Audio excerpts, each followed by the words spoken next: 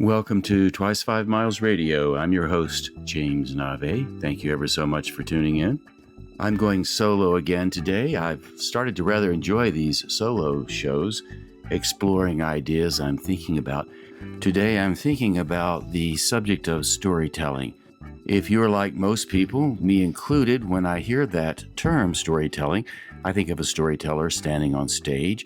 You maybe have likely attended a moth storytelling event. The requirement for a moth story is to draw from your own life and tell it more or less off the cuff, although most of those stories in the moth storytelling events are quite rehearsed and very, very good most of the time. Sometimes people stumble, but not all that much. It's good fun to watch. So that's the kind of storytelling that we most of the time think about.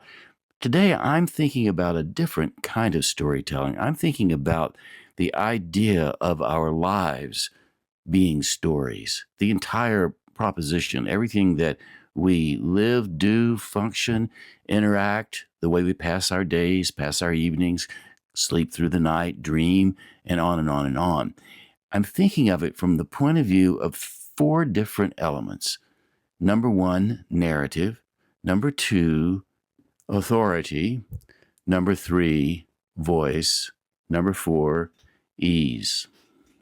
So there you go, narrative, authority, voice, and ease. How does that fit into the way you live your life, the way I live my life, the way we conduct ourselves as human beings?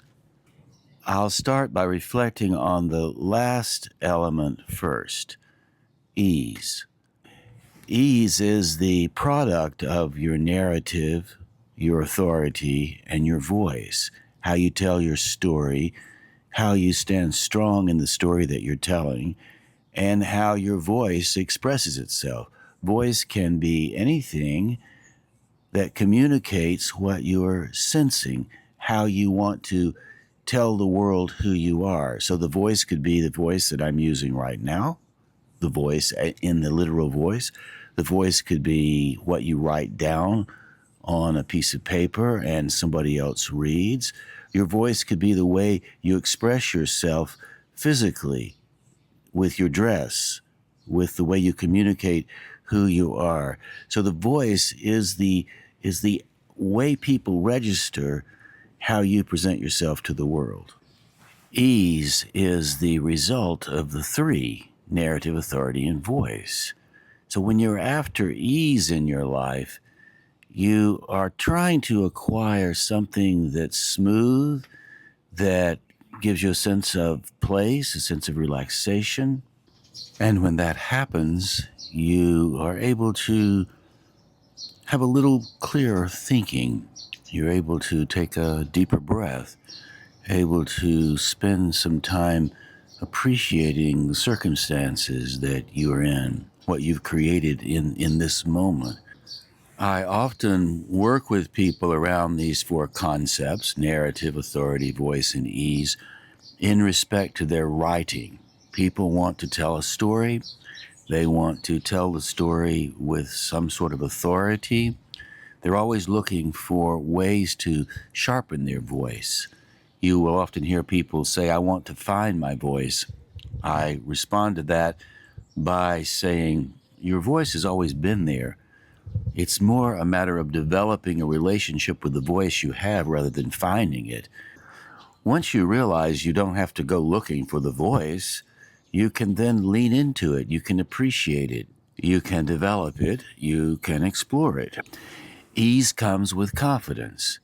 If you feel like you have a sense of the story that you're telling, sometimes maybe even more than a sense of the story you're telling, maybe you actually have the whole story in your head, then you can speak about it with authority, confidence. Your voice is very strong when you do this, and therefore you have the ease, and the ease is important. Now, this is good for writing. Why would this be a good idea to think about from the point of view of these 4 elements when you're thinking about how you live your life? Consider this. Your life is the narrative. It is the story. No matter what choices you make, no matter the directions you choose, the people you interact with, the place you live, the kind of job you have, what sort of social life you lead. Every beat is part of the narrative of who you are, the life that you're living, the story that is unfolding improvisationally, every second, every heartbeat, every thought. So when you consider this as the foundation for what makes you who you are, and then you consider that you have control over the choices that you make regarding how this story that you're improvisationally telling or playing out or living into unfolds. And then when you keep in mind that ease is not always something that happens, there are rough patches, tough ways of going, lots of unexpected stuff that befalls you that can be full of grief, full of sadness, full of stress, all of those negative things that counterpoint ease. And yet when you think about it, when you're facing those tough times and you're trying to figure out what to do next, and what I mean by tough time, you could be facing a divorce.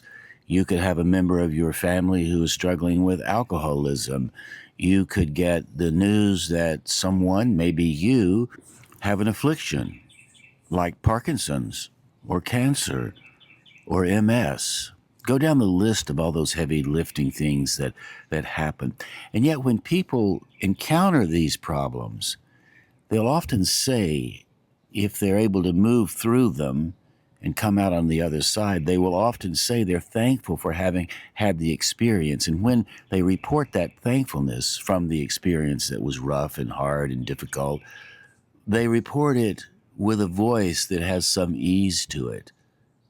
There's a gratefulness about it, an appreciative sensibility upon the reflection. 15 years ago, I had the diagnosis come through the door, prostate cancer. I was faced with what to do, how to deal with it. I felt rough. I felt pressure.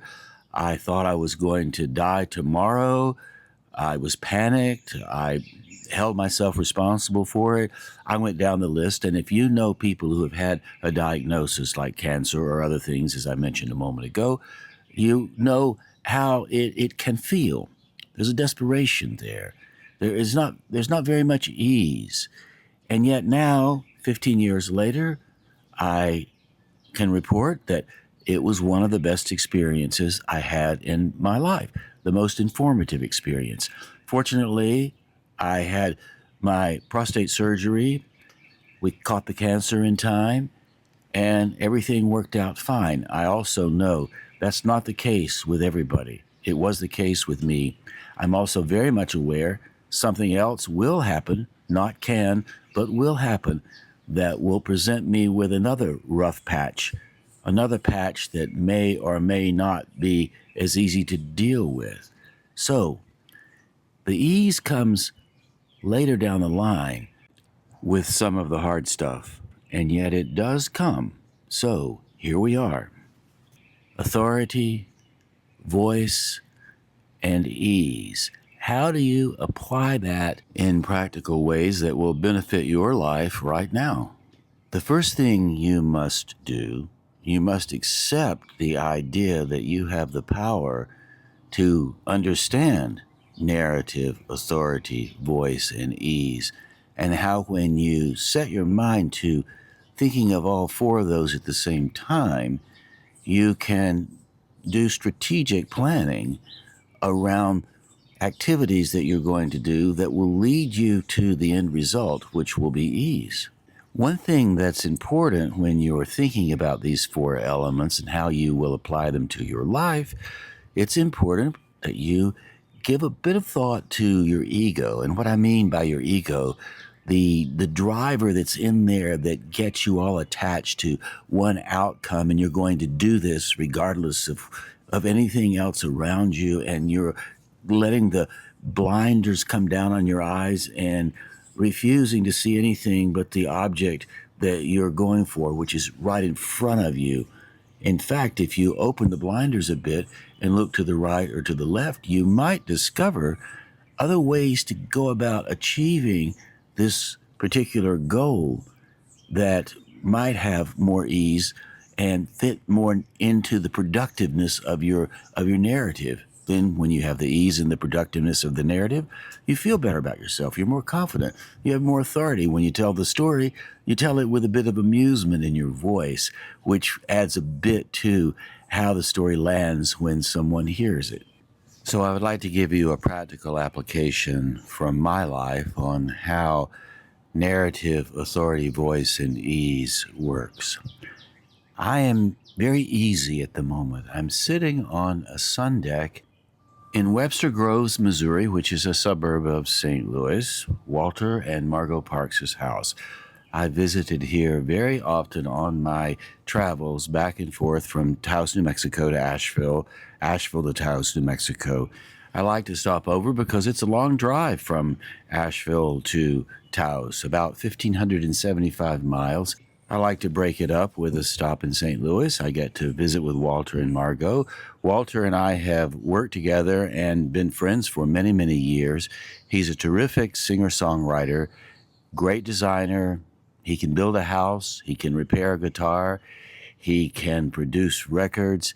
He's a Renaissance man when it comes to the world of music, the world of songwriting, the world of writing, as well as design. I love to be around Walter's thinking. What a great narrative. That alone makes for a good story. And Walter does have a lot of authority because he's practiced all his life. So much of Walter's authority comes from his willingness to show up, do the work, and practice all the time. I have never known Walter Parks to spend the day without focus on creative work that he's drawn to. If he's doing nothing other than sitting in a coffee shop thinking about it, he's still working on it. I love that about what Walter does. And Margot is a fantastic producer. She can make an event happen. She's a sound engineer, and she also understands accounting and business. So Margot is an excellent manager, yet another narrative that she tells. Now, Margot and Walter, of course, have ease in their life. They also have all of the other patches that we've already discussed. So why am I bringing up this trip to St. Louis from Asheville? Here's why. Keeping the idea of ease in mind, I wanted an easy trip. My question was, how do I make that easy trip happen? So often, ease comes based on the strategic decisions that you make. So I had two choices driving out of Asheville. First choice, which is one that I've done many, many times, drive west on Interstate 40, past Canton, past Waynesville, up through the Pigeon River Gorge, onto Knoxville, Tennessee. If you were in Asheville a couple of falls ago, you will recall Asheville was hit very hard with Hurricane Helene. Not only Asheville, the entire western North Carolina region, South Carolina, Georgia, Tennessee, and on up beyond that was hit hard with Hurricane Helene. Devastated the place. It also devastated Interstate 40 through the Pigeon River Gorge. That's a hard place to build a road no matter what the circumstances are, and I have no idea how long it took to build the original Interstate 40 through the Pigeon River Gorge. Imagine it took many, many years. So when the flood came from the Pigeon River and washed away the interstate completely, all four lanes, you can easily imagine how difficult it might be to rebuild the road. So all this time later, they're still working on the road, and you can still get through. You have to wait in a long line of traffic, and you have to go on the one lane through. And they're building and working, and yet it always gets clogged up. It's always wide open at 4 a.m. in the morning, so if you would like to drive from Asheville through the Pigeon River Gorge to Nashville, Tennessee by way of Knoxville, then on to Taos by way of I-40, fine. You can go early in the morning and you go right through. I was thinking I didn't really want to get up at 4 o'clock in the morning and drive 650 miles to Walter and Margot's house in Webster Groves, Missouri, outside of St. Louis, I thought, well, maybe I will split it up in 2 days. So here we are back to the narrative. One narrative that has a lot of stress in it, leave at 4 a.m. and drive really hard, 650 miles, arrive sometime late in the afternoon, tired like a dish rag, or split it in 2 days, take it easy on both days, arrive around 1 p.m. in the afternoon, fresh as a daisy. Or fresh, maybe not as a daisy, even though it is spring and the daisies may be out. So I'm back to strategy. I'm developing my narrative, and I want to develop the narrative of the drive in a way that will make things easy for me. So here's the problem that I faced, my narrative problem. I want to take it easy, drive to St. Louis area in 2 days. I don't need to leave very early in the morning. I can wait until early afternoon or maybe mid-afternoon before I leave. I can drive 300 or so miles, get near Nashville, stop over for the evening, and then drive on the next day. Very, very easy. And yet I'm facing a problem in this easy idea. Pigeon River Gorge. I'm planning to leave in the afternoon. Do I want to drive I-40, try to negotiate the long lines of traffic on that one-lane road through Pigeon River Gorge? Or do I create a different narrative, one that will add 65 miles to the trip, go north on the proposed I-26 over Sam's Gap, down past the Nolichucky River to Johnson City, Tennessee, turn south on I-81 and head south down I-81 to where it feathers into I-40 just shy of Knoxville, Tennessee, fully clear of the Pigeon River Gorge. So you probably have guessed the choice I made. I decided to go north. I decided to spend 60 extra miles on the trip. I love the way I-26 threads over the mountains into Tennessee. It's wide, it's easy, there's very little traffic on it. I knew that ahead of time. The only caveat, an extra 60 miles. Was I willing to put in the extra 60 miles? Gas prices are high. Looking at $3.79 to $3.99 a gallon, filling up in Asheville. Gas prices are rising as we speak right now, today, as I'm sitting here on this sun porch in Walter and Margot's house. So there's very little ease around the narrative regarding gas prices. There's not much I can do about it either. But there was a lot I could do about finding ease regarding the choice I needed to make between long lines through the Pigeon River Gorge, the extra 60 miles over the mountain into Tennessee, I-81, headed to Knoxville. So I chose the mountain over Tennessee, and the moment I made that decision, I relaxed. I felt easier about myself. I was even a bit pleased with the thinking I had put into the decision I made to create a narrative, a story for my future that I knew would include ease. Now, here's how that ease paid off. Had I tried to race through this thing, had I felt stressed, had I felt like I was in a hurry, I likely would have been driving faster than I was as I went over the mountains into Tennessee. Sure enough, along the way, I saw at least 2 people pulled over for speeding. You know how that looks. Flash, flash, flash, blue light in the distance, and somebody's been popped for speeding. I've had it happen to me before. I've been popped for speeding as well. We all likely have. Maybe you're lucky you haven't had that happen. But those of us who have had it happen, you know how it feels to sit there on the side of the road, a bit shamefaced, feeling a bit stupid. Why was I in such a hurry? What is 7 miles an hour compared to a ticket that I'm going to get that will raise my insurance for 3 years and create all kinds of problems for me? So I saw two of those situations going over the mountain into Tennessee. I was driving the speed limit. I was in no hurry. I had ease, not to mention in western North Carolina and eastern Tennessee in the April month. It's an absolutely exquisite time. And the sun was out and everything was bright and shiny, and I was easy. I always think of Dylan Thomas's poem, Fern Hill. I think I recited this recently on this show, but it starts out, "Oh, when I was young and easy under the apple boughs, about the lilting house, and happy as the grass was green, the night above the dingles starry."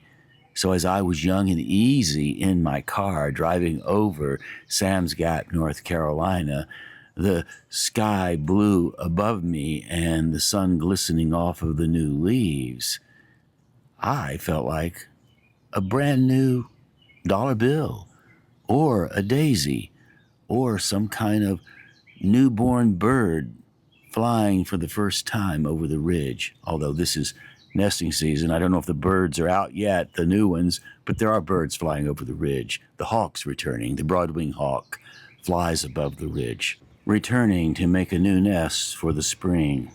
You get the point. There is an ease and a harmony in the world that we can engage in if we just allow ourselves to slow down a bit and enjoy the easy moments that will allow us to think things through. Thus, we're back to the strategy again. So keeping on a bit more with this story, once I cleared Knoxville, I headed west on toward Nashville, Tennessee. Often when I'm driving, I don't stop and stay at a hotel. I usually just find a nice spot, push my seat back, and sleep in the car.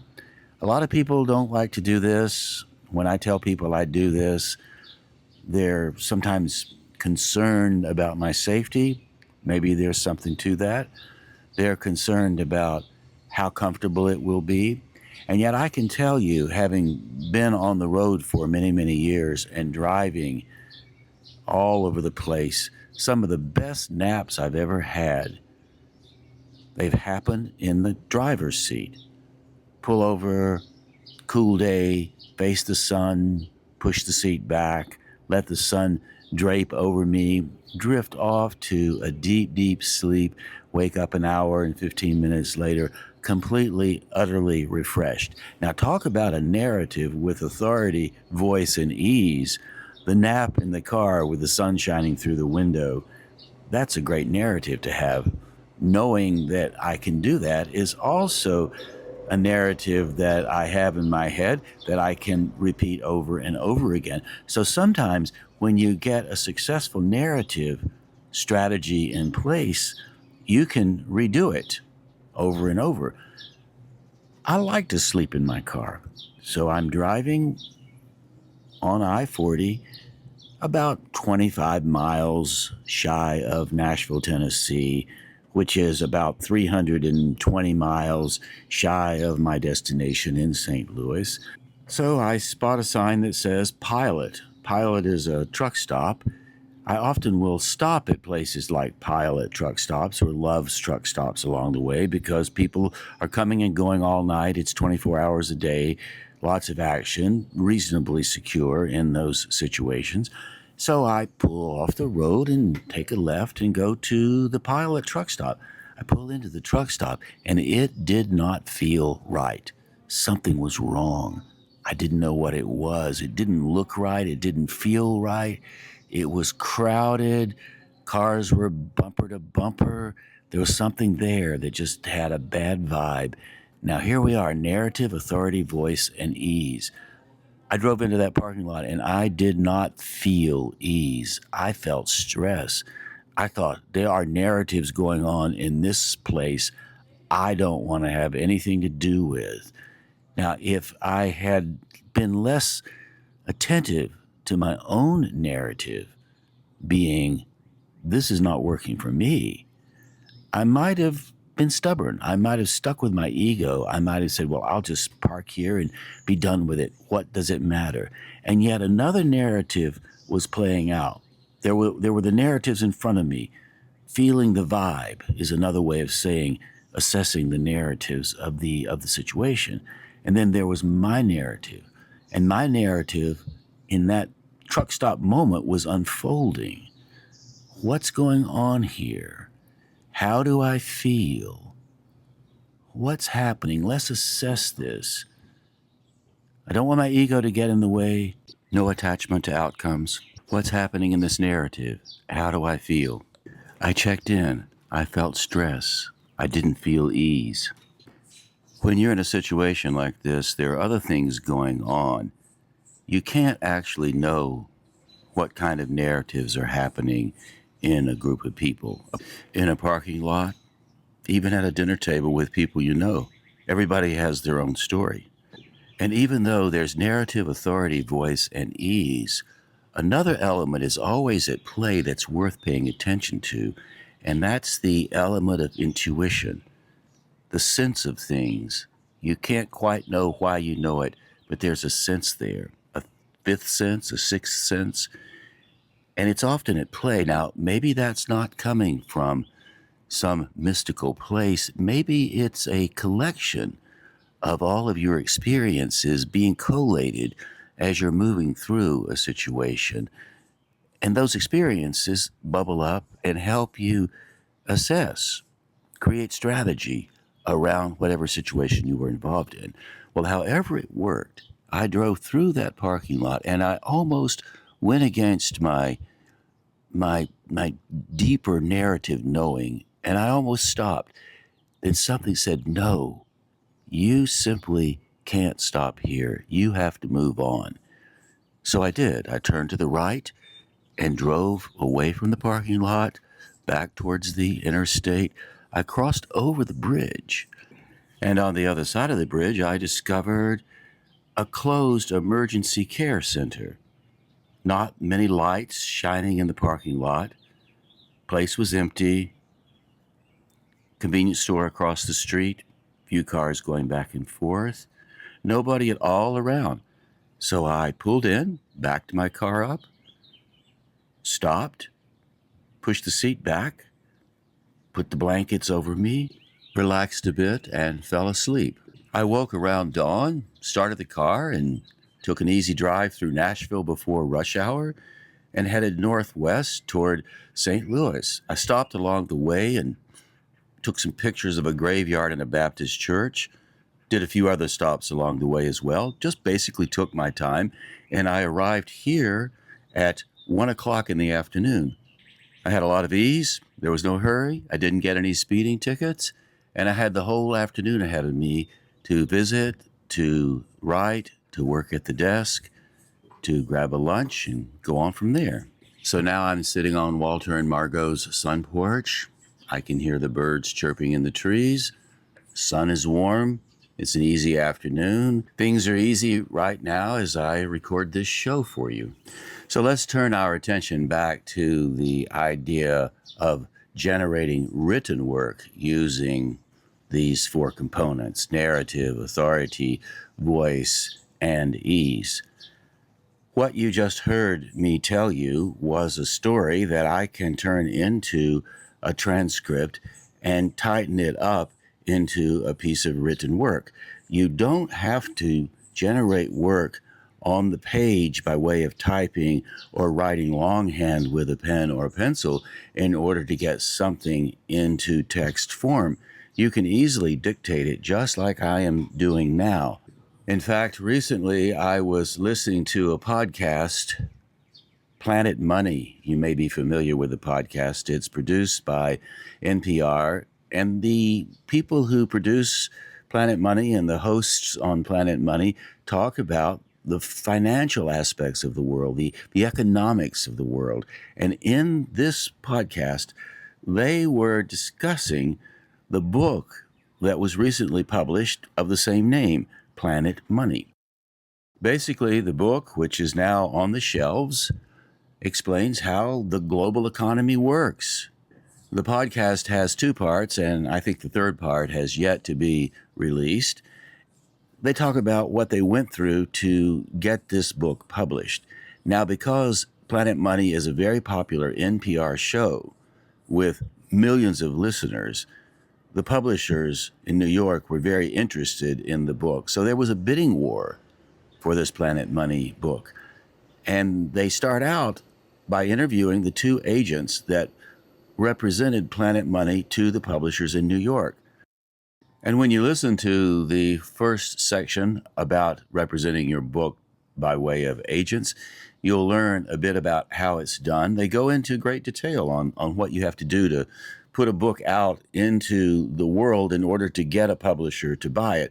Basically, when you are offering your book to someone for publishing, you're asking the person that you are pitching it to fund your work for whatever the cost will be to produce the book.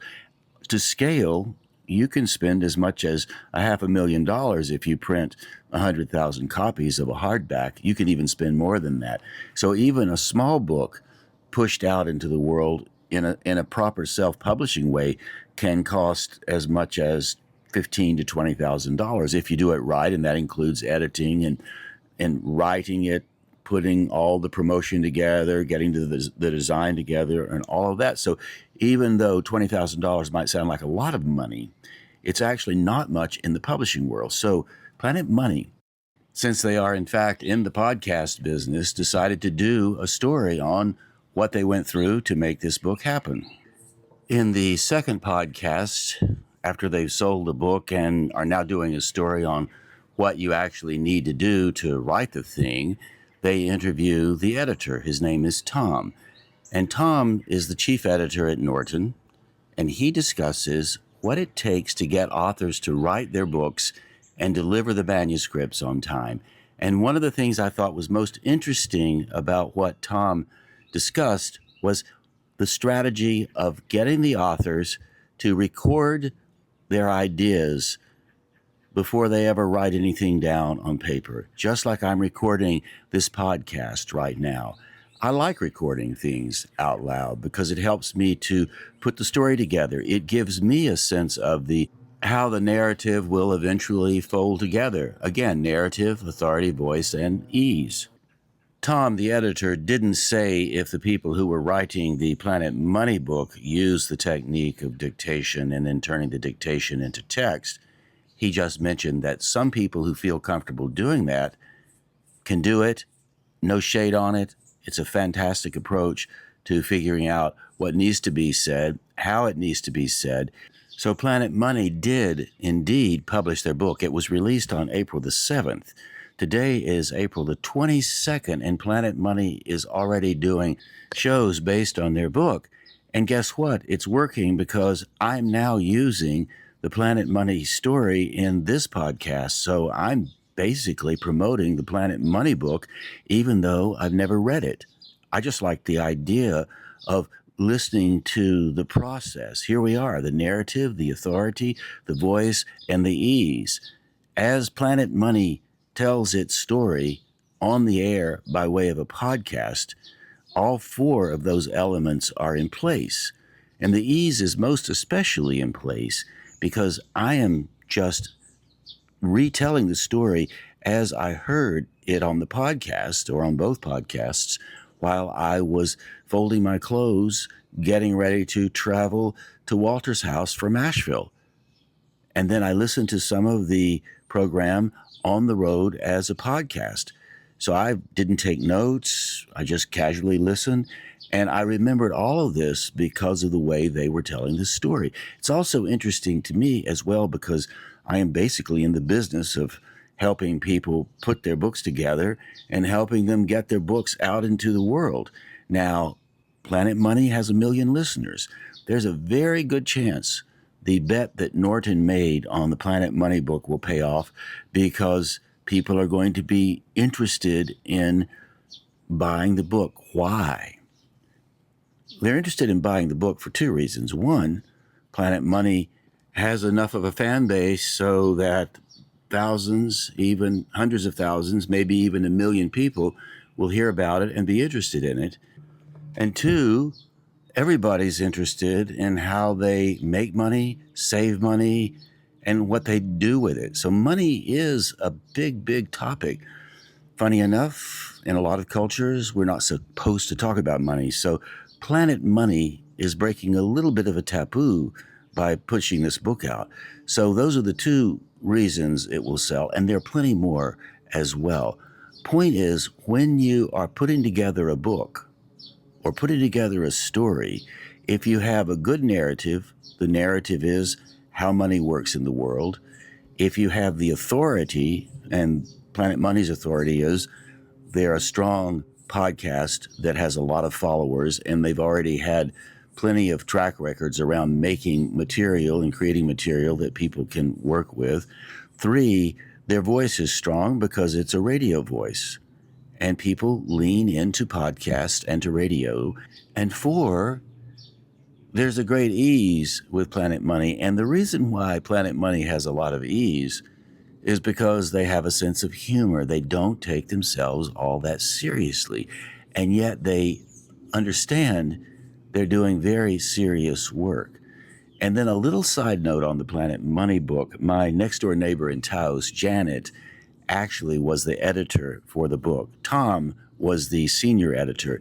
Janet was the one who received the manuscript, and she told me, I'm getting a very secret manuscript, and I can't tell anybody about it until the book is published. And she was the one who did all of the close editing. She did the fact-checking. She worked with the continuity. She worked for 6 weeks on that book. It was a big, big job. And then she submitted it back to Norton, and off it went. It was published. Nobody in the podcasts mentioned Janet. Janet was one of many, many, many people who were involved in making that book work. Of course, if you are on your own and you're trying to put together a book that will splash big in the world, it requires a different narrative, authority, voice, and ease kind of strategy. The main strategy required if you're doing it alone is to dial back your expectations. First part of the narrative, rather than thinking gigantic because you know of other books like the Planet Money book that got $1 million advance. If you know why the Planet Money book got the $1 million advance, because the Planet Money book can help Norton promote the book to the scale Norton needs in order for the book to be a bestseller. If that book hits, which it likely will, the book will make back its $1 million plus what was required to publish it, which would be another $1 million, and it might go on to make a couple of more $1 million in profit. Why? Numbers. There are enough people out there interested in protecting their money, as well as enough of a fan base in order to make it worthwhile.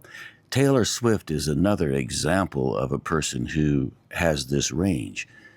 She was able to fill those stadiums when she did her tour and move around the world for a couple of years because she had the numbers. Everyone wanted to experience a little bit of what she had to offer, and she was willing to share her magic dust with millions of people. So she had the numbers. She was able to generate the ticket sales plus the album sales. Planet Money certainly does not have the level of numbers Taylor Swift has. That said, Planet Money has well over 1 million people interested in what they do. So likely they'll sell the book. They'll also sell out any presentations they make along the way. They're doing a book tour.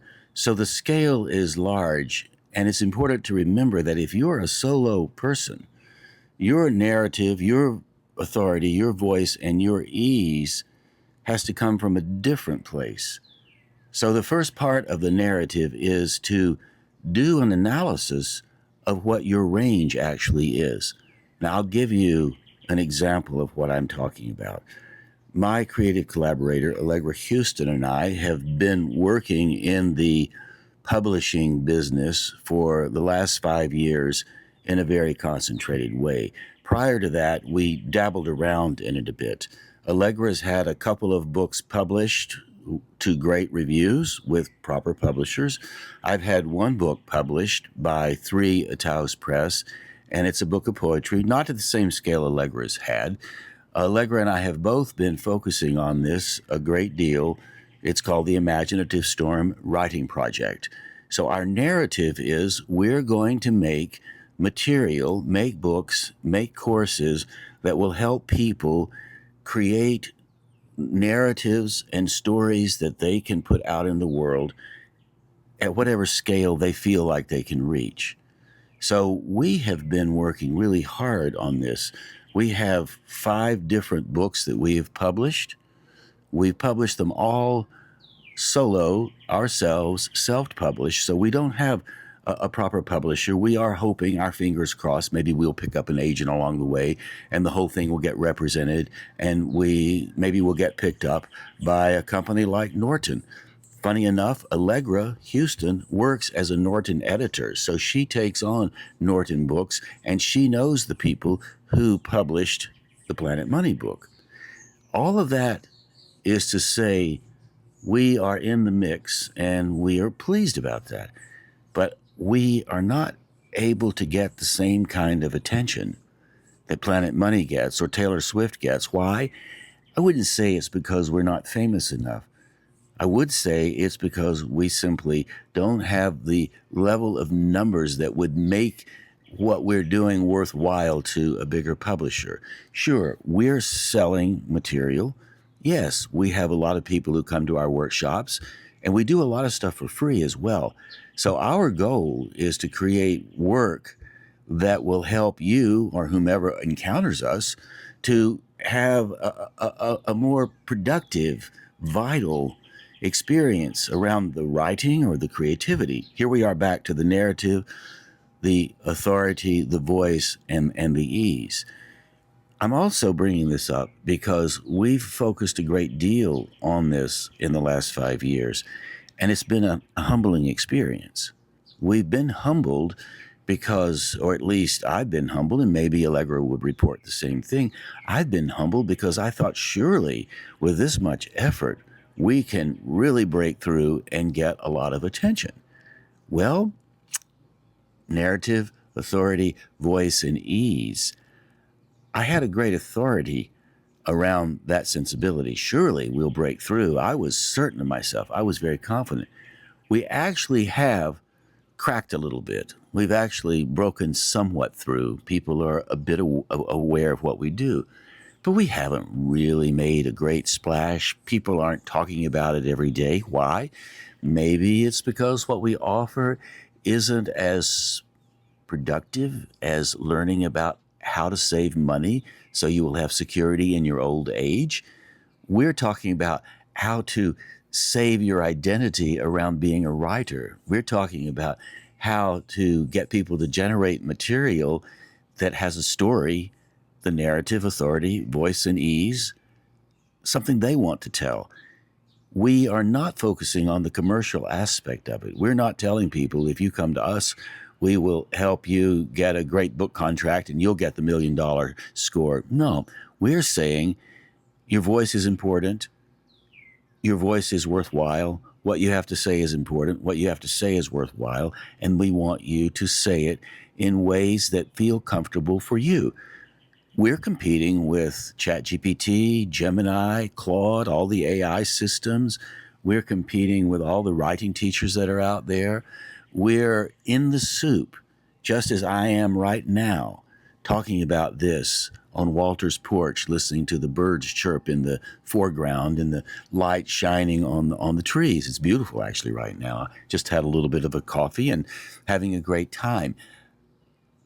So we are in this business, just like Planet Money is in the business of communicating something, getting a story out there, and engaging with the public. Now, I'm doing this personally, and here we come back to the narrative, the authority, the voice, and the ease. My personal reason for doing this is the same reason I've had since I was 18 years old, 20 years old. I've looked back on some of my boxes that have stuff in them, and I've come across old journals that I jotted down in my early 20s, just talking about my travels and whatnot. This whole time, I have always been curious about what I can engage in that will change a little bit of how one or two people might see the world. Not a great deal, just one or two. And I've been experimenting with that all this time. And has it gotten me great success? Has it won me great fans? Maybe a little bit. Do I have some antagonists out there? Sure. Do I have a lot of people who think what I say is of value to them? Yes.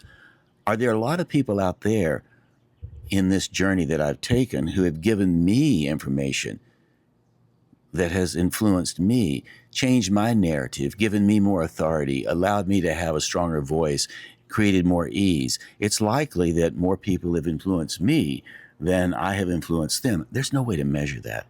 The point is, it's extremely important for all of us to dig into the reasons why we do things. So here I am making this podcast. I've been airing this show on WPVM FM for 10 years in Asheville, and I've been airing it for 5 years on KCEI FM in Taos. I don't make any money on this show at all. It's community radio. Community radio is about, you guessed it, community. The narrative of community radio is we gather together in one place. We speak our stories, whatever they are. There's the authority in the voices that we use. They don't have to be clean and radio quality voice, although I know my voice does have a depth to it.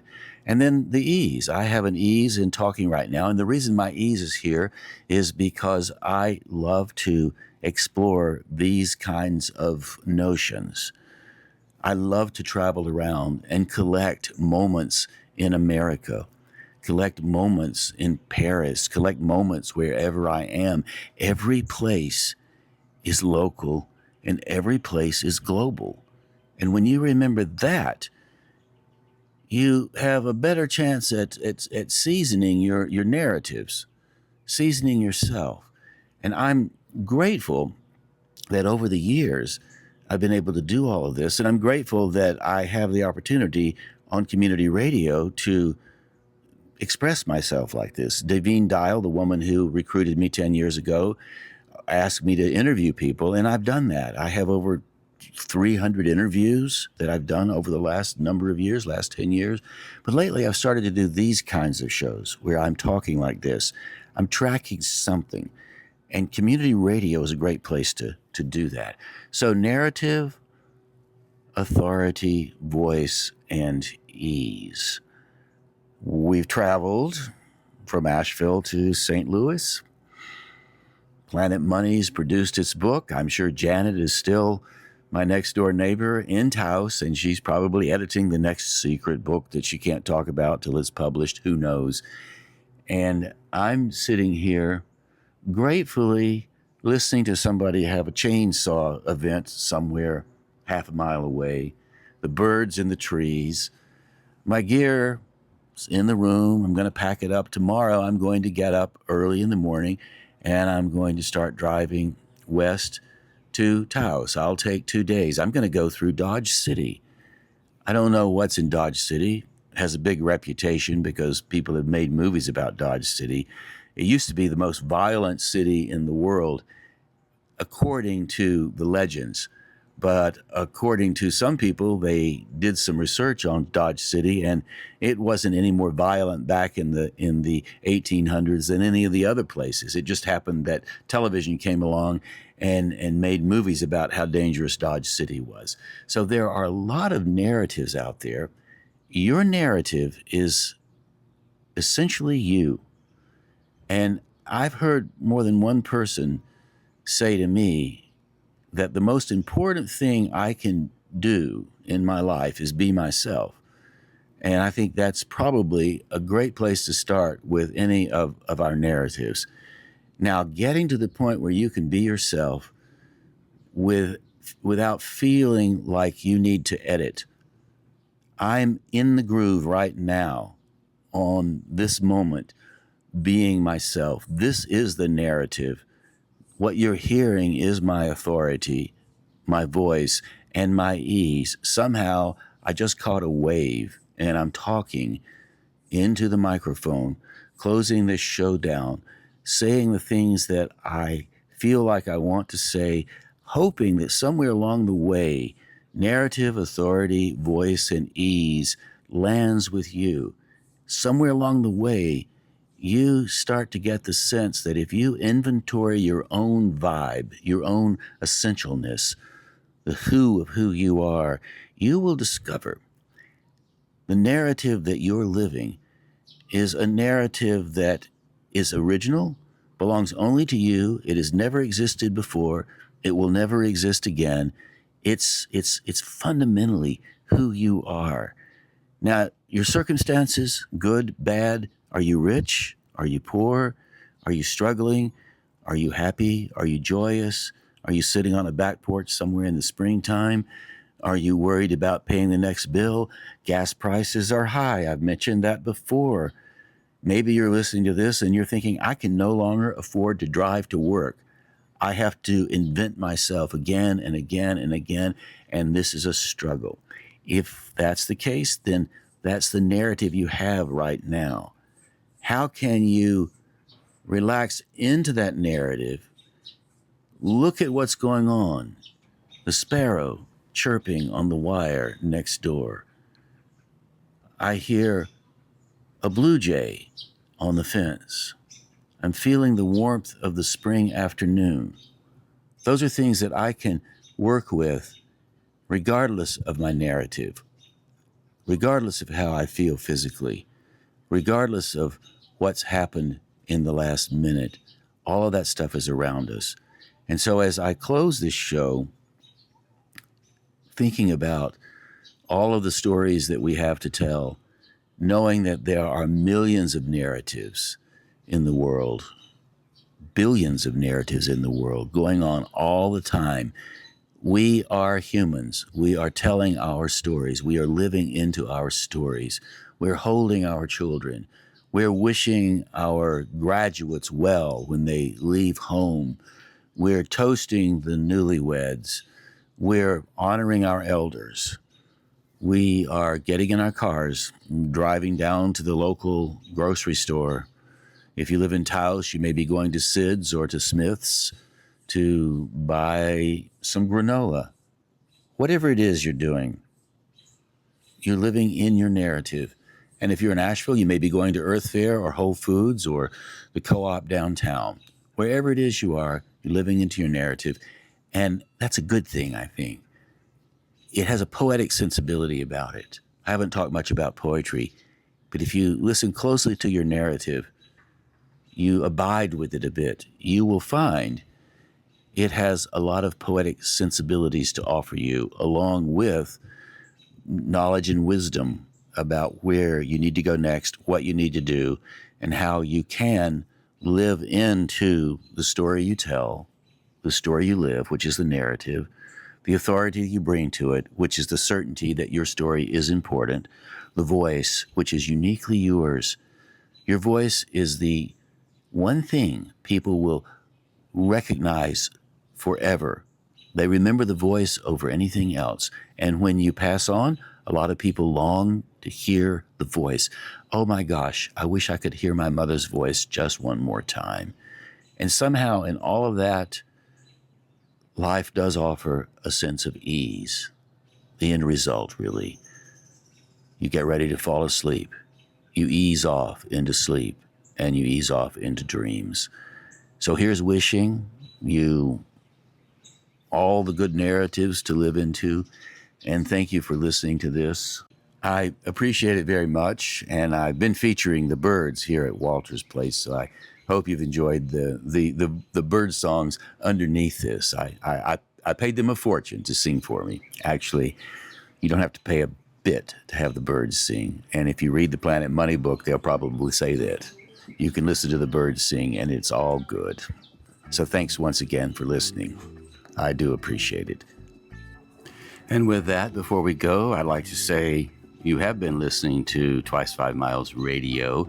I'm your host, James Navé. I'd like to thank Walter Parks for our theme song, walterparks.com for more on Walter's music. Davine Dial, thank you for managing Radio Asheville, WPVM-FM in Asheville, North Carolina. Robin Collier and Mike Tilley, thank you for managing KCEI, Cultural Energy Radio in Taos, New Mexico. If you would like to join us for our free Imaginative Storm writing gathering, which happens between 12 and 1 p.m. Eastern Time on Zoom every Saturday, you can go to jamesnave.com, and there you will find the information for it, and we would love to have you join us. It's a great group of people. We have folks calling in from all over the world, and they pursue their imaginative writing, their imaginative intelligence, and we have conversations that track all kinds of ideas, like the one I just tracked in this show, narrative, authority, voice, and ease. So there you go. I think we've pretty much covered the ground. I'll close with a couple of poems that do have narrative, authority, voice, and ease. They're by Ogden Nash, and here they go. So we'll close with this. The termite knocked upon the wood, tasted it, and found it good, and that is why your Auntie May fell through the parlor floor today. Behold the hippopotamus. We laugh at how he looks to us, yet in moments dank and grim I wonder how we look to him. Peace, peace, thou hippopotamus. We really look all right to us, as you no doubt delight the eye of other hippopotami. So here's to delighting the eye of hippopotami. Thank you ever so much again for tuning in. I really do appreciate it. I hope you come back sometime soon. Till then, I'll catch you on that turnaround somewhere down the line.